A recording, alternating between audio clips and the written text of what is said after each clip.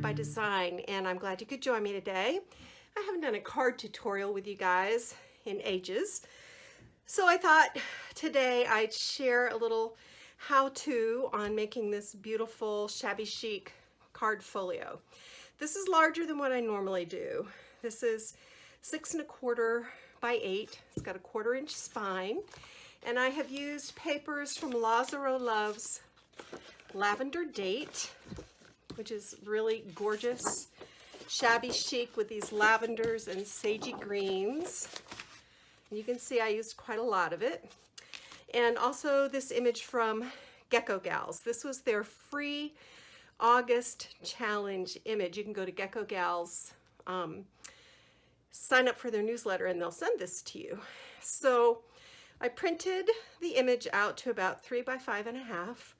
and then put it inside this Tim Holtz lace baseboard frame.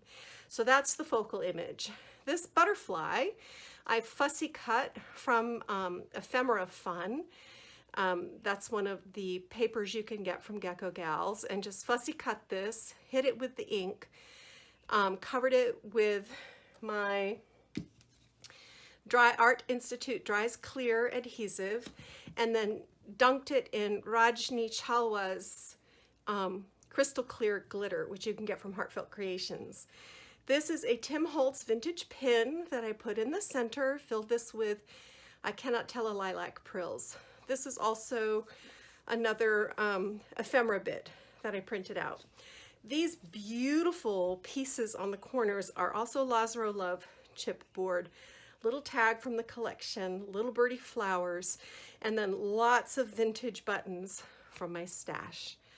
And this is a die cut that went wrong, and you'll see that in the tutorial that follows. So on the inside, this opens out, and it's a large card folio. This could easily be a gift.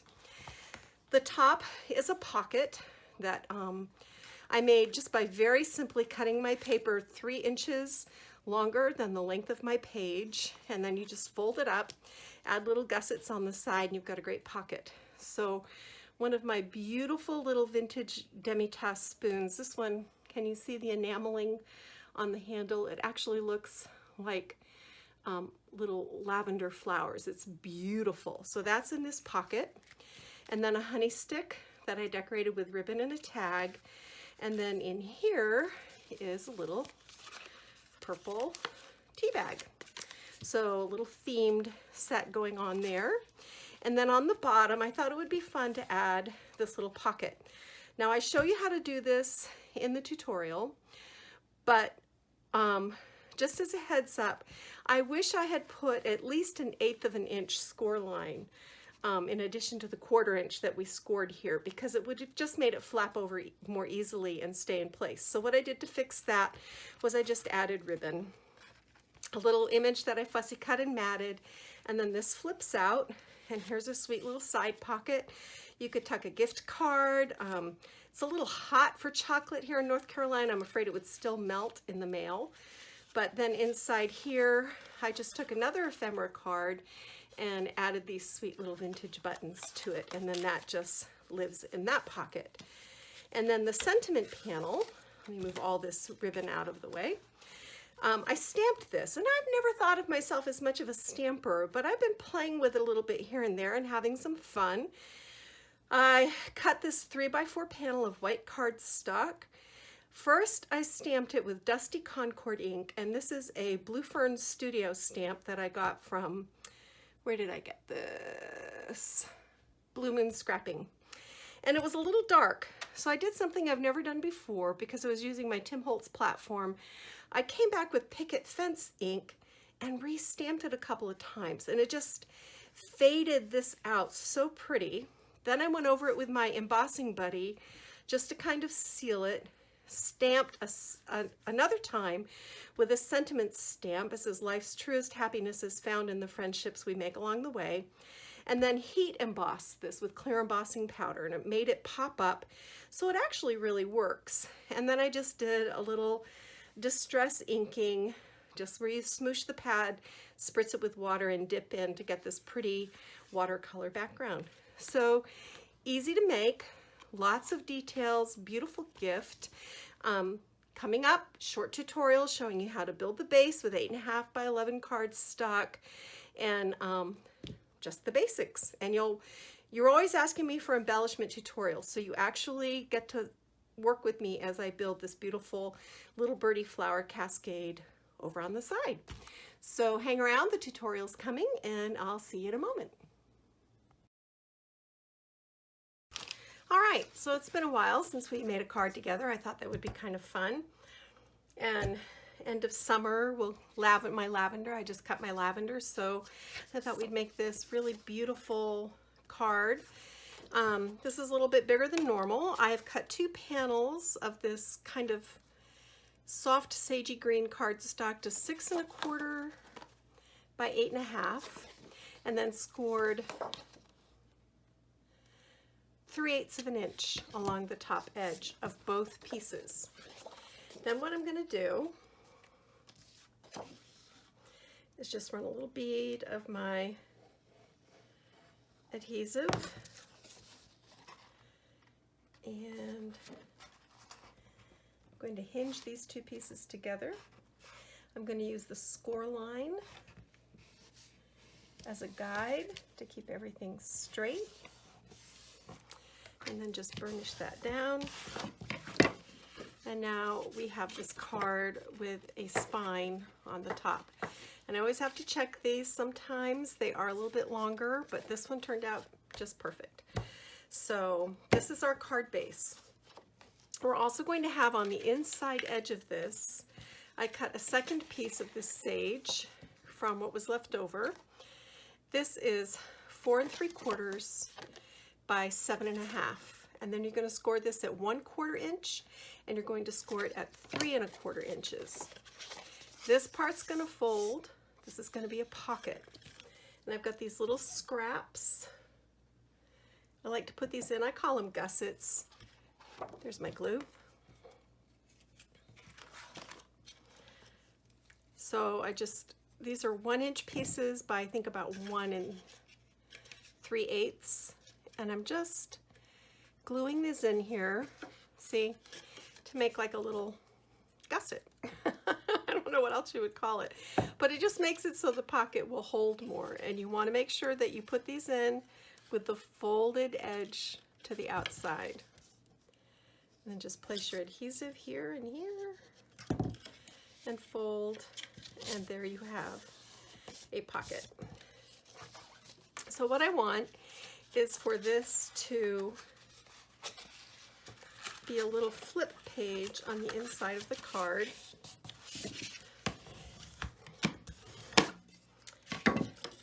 So I've just am scoring along that 1/4 inch line. And then we want to center this, and we want the scored line and the edge of the card to line up. And we're just gonna lay this down just like that. So now this will go like this inside the card.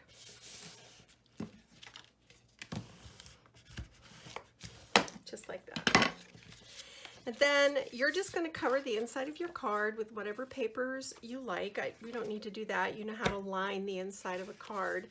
But over here is a great little pocket for putting your tea bag or a little treat or whatever, and then an image here. But you saw that in the preview. So we're just going to set this aside. This is good to go. That's how to do the base. And then for the cover, I cut a 6" by 8" panel of this kind of dark lavender colored cardstock, and then I cut from my designer paper the lavender date. This is 5 3/4 by almost 7 3/4, and the reason it's not accurate is that I'll just kind of show you how I do it.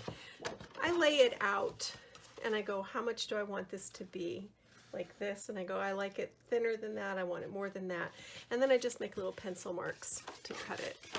So in between I sandwiched just a plain piece of white cardstock to kind of add some lightness, and then stitched this together on my sewing machine.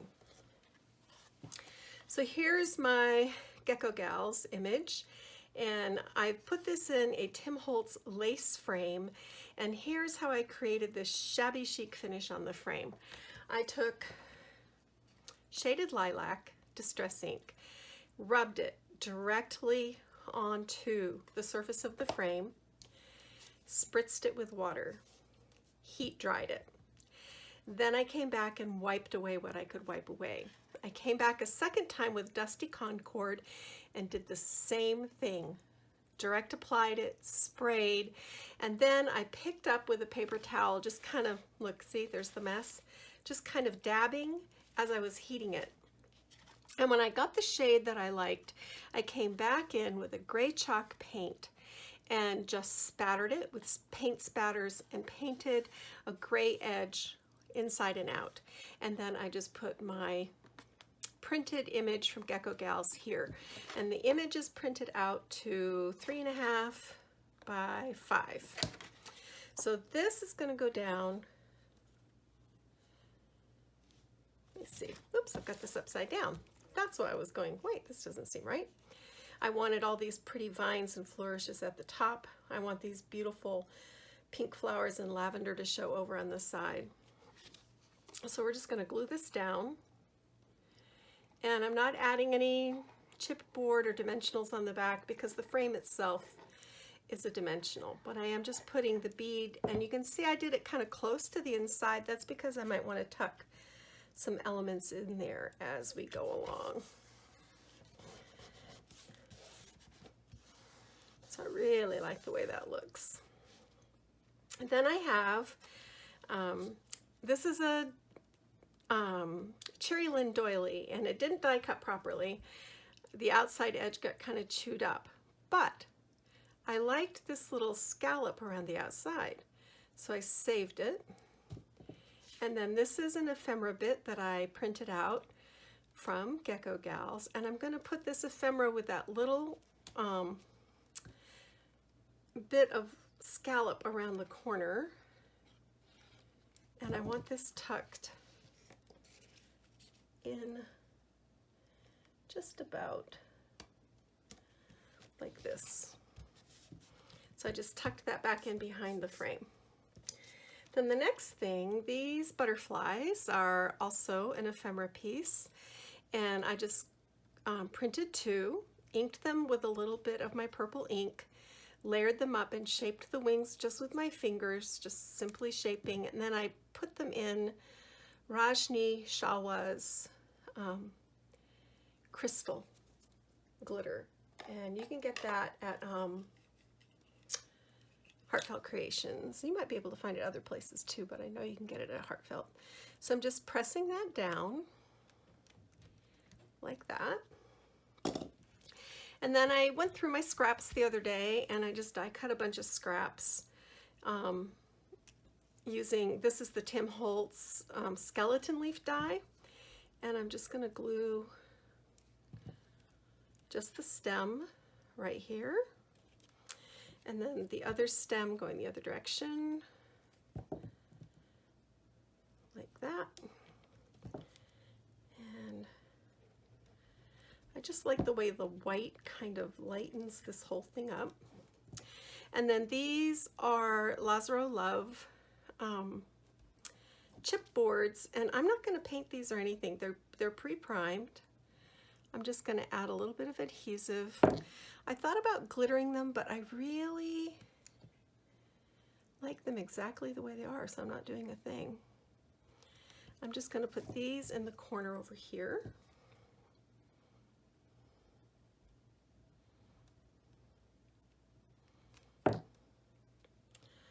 One on the top, one on the bottom. And then this is a little tag from the collection, and I just punched a hole, threaded through some vintage crochet thread, and I want to run this, and I should have done this before. Well, we'll just change the way we're going to do this. I'm just going to tie a knot like that. trim the top off. And I just want this to kind of hang real pretty off the edge over here. So I'm just going to put a little glue and right there. And then I like to put a little dab of glue here and bring this thread around. And I'll probably come back and add a vintage button or something. But I'm just showing you, I just want you to see the basics of how this all comes together. Now, our flowers. And I've got a mix of Little Birdie. These are Kayla, it says, on the back. And these are Rosamond, Mysterious Mauve.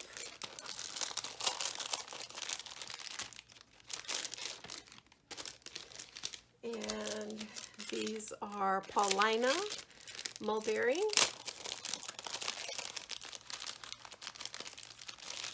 Just want to get these out where I can access them.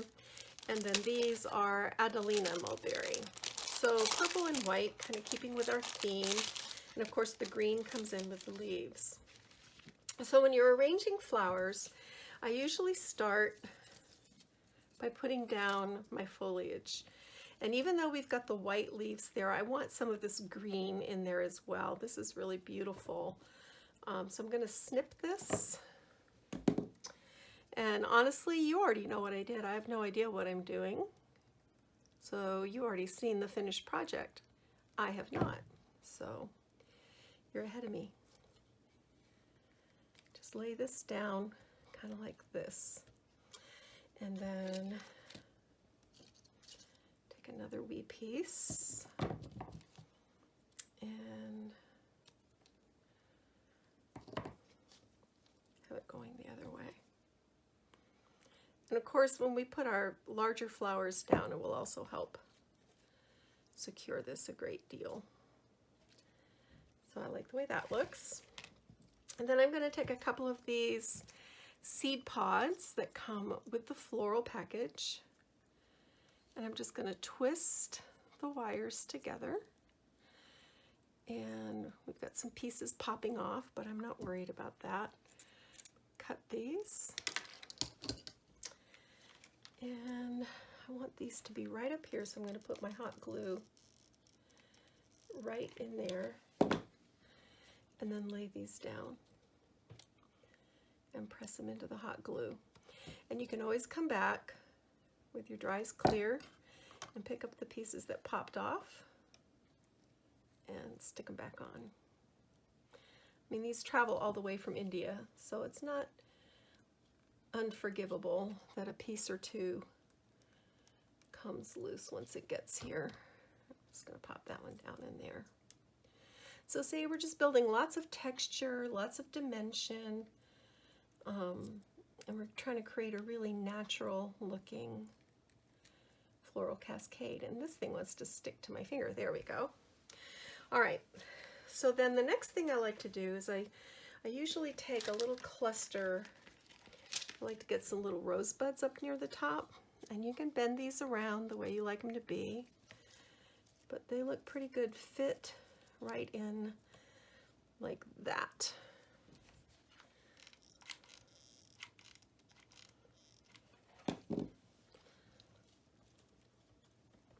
Just like so. And again, I'm not worried about the stem so much because, and look, see, you can turn this to make it look a little more natural. And you can do the same thing here, turn it so that they're not just straight. That's just going to make it look a lot more natural. All right, then maybe something white right here to draw attention to her face.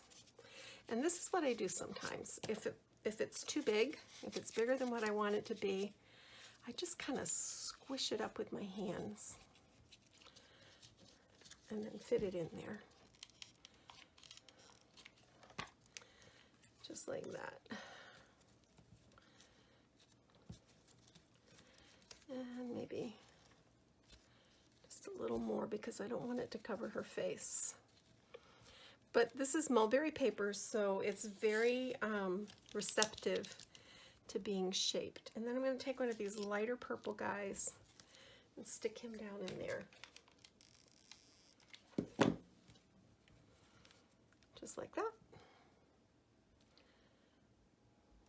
And sometimes with hot glue you have to hold it for a second. And then let's bring in some of these bigger flowers. We need something to anchor the corner. I usually look for a bigger flower to do that. That's very pretty right there, like that. We can put some of these little squigglies in. That's a technical term, you know, squigglies. I'm going to trim this down a little bit. I want to tuck it down in here.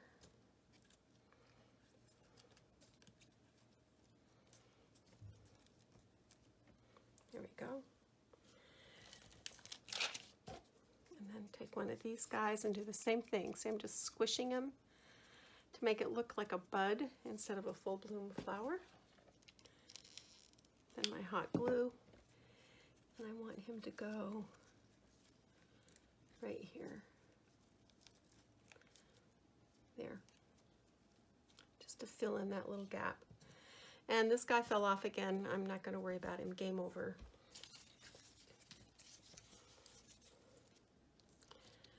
So maybe this really big one right down here on the corner.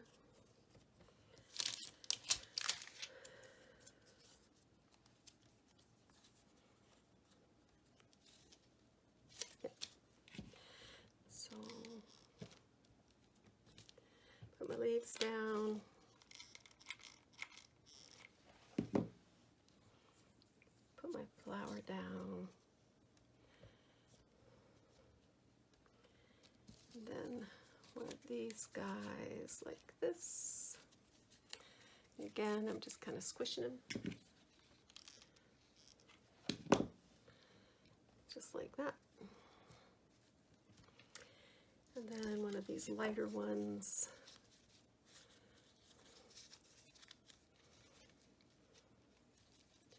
Right here.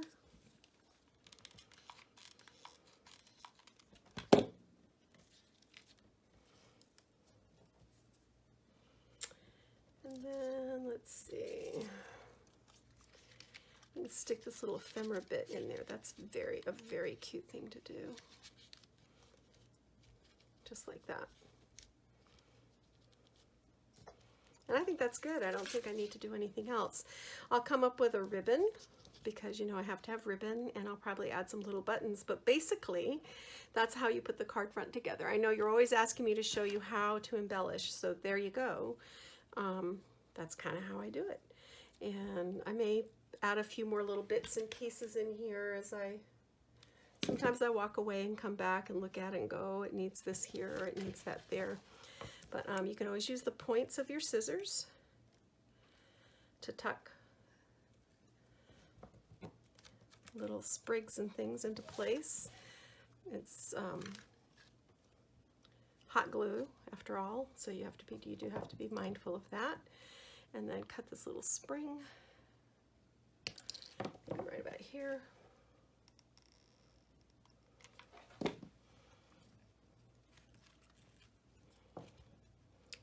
Right in there. I think that looks really beautiful. I'm very happy with that. So there you go. I'll probably put like a pen nib, or sometimes I've even done like this where I put like a little tiny flower in the center, but I'm not going to do that this time. That's it. And then you just finish the inside. You saw my example. I don't need to tell you how to cut the papers. You can figure that out on your own. But that is how to embellish a card with flowers. So thanks for joining me. If you enjoyed this, let me know. If you would like to see more of this sort of thing, let me know. It's always helpful to know what kind of tutorials you are looking for. And if you haven't subscribed to my channel, I'd love to have you join me for the journey. You can follow my blog at kathybydesign.com. And thanks for being here. And I'm going to go get my craft on. Bye.